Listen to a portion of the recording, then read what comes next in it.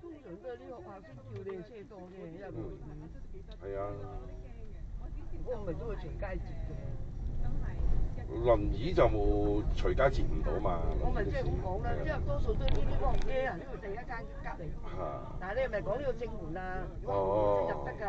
哦。而家講緊正門啊。係咯係，我就話咦冇閘入到㗎，好似咩帶我行下。即係唔係成日嚟啦？呢間我少嚟。通常我都係一定入閘㗎，個間啊，因為你喺街度咁樣落好危險㗎嘛，如果唔係人㗎嘛。嗱呢個閘就係啊，好開正閘啲啊。哎呀，我屌你老味，黐線㗎！